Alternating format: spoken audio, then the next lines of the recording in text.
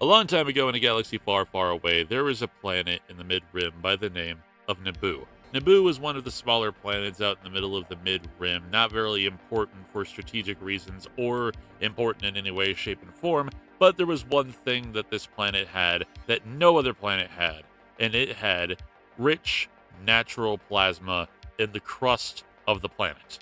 See, weirdly enough, the plasma inside of the actual planet itself was extremely enriched and very unique in its own right, having very highly valued properties for sustainability and for clean energy output. The abundance of the actual planet's core itself contained massive reserves of plasma that was so potent and so rich that it made it one of the richest energy deposits for plasma throughout the entirety of the Star Wars universe. But the only issue with the planet of Naboo itself was the fact that they didn't have the resources, the money, or the ability to actually contain all of this plasma and to distribute it to the entirety of the galaxy to make any money off of it. But that is when the Trade Federation actually came into play, and they started actually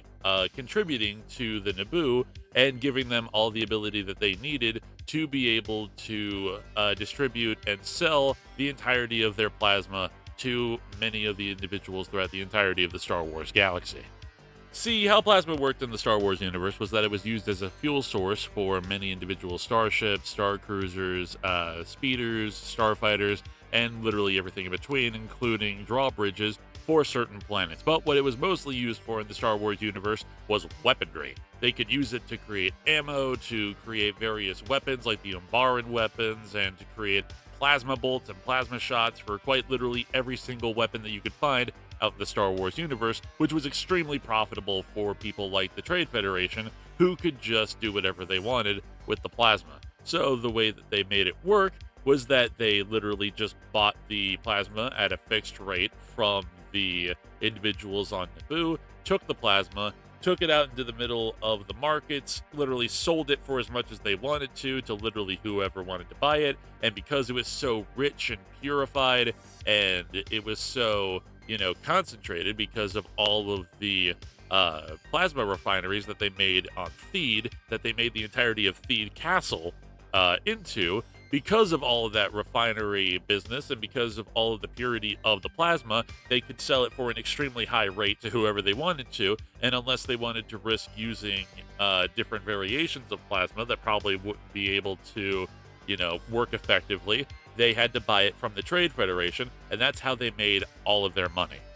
So for just about over a century, the entirety of the Trade Federation would basically exploit the Naboo, take their plasma, sell it at a higher price, and then over the course of time, they would continue to do that until the time of about 32 BBY, whenever the Trade Federation, under the orders of Darth Sidious, invaded the planet, created the blockade, and then Queen Amidala went to the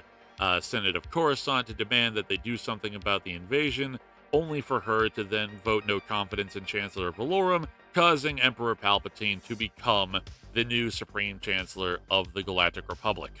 But of course, as the Galactic Empire rose to power, the entirety of the Naboo were basically put in the same situation as they were beforehand with the Trade Federation, and the Galactic Empire utilized all of their plasma to basically fuel all of their weapons and fuel all their starships.